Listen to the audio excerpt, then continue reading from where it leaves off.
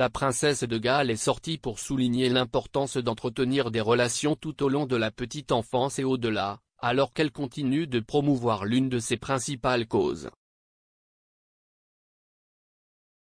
La princesse de Galles a été accueillie par un seul manifestant brandissant des pancartes à son arrivée au Foundling Museum pour rencontrer des personnes qui ont vécu l'expérience du système de soins. Malgré la perturbation, Kate semblait confiante et prête pour les fiançailles à venir lorsqu'elle est arrivée souriante et vêtue d'une belle nuance de rose. Kate est connue pour sa passion pour la petite enfance et le développement de l'enfance, cette visite étant une autre étape pour aider à promouvoir une cause qui lui tient à cœur. Un manifestant apparaissant à un engagement auquel assiste la princesse est une occasion très rare, en particulier compte tenu de sa popularité au sein de la monarchie. Cependant, Kate a fait une démonstration positive en pénétrant dans le bâtiment et n'a pas semblé remarquer la démonstration en solo.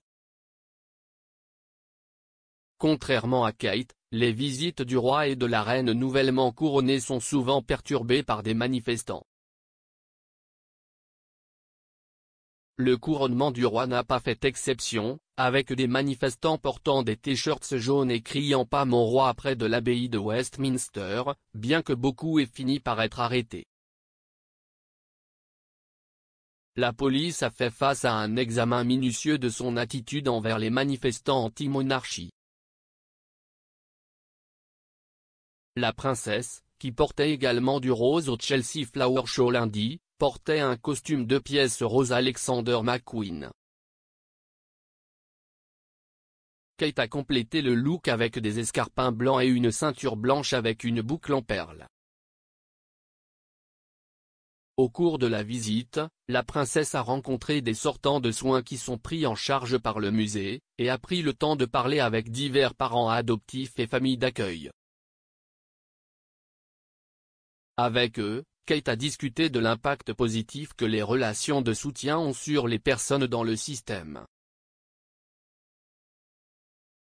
Le Foundling Museum raconte l'histoire de l'hôpital Foundling. L'hôpital a été le premier organisme caritatif pour enfants du Royaume-Uni fondé en 1739, créé comme un foyer pour les enfants dont les mères ne pouvaient pas s'occuper ou les garder. Depuis sa création, le musée a offert une foule de programmes de mentorat et de projets créatifs, ainsi que des formations, dirigées et développées par des artistes, musiciens et écrivains contemporains.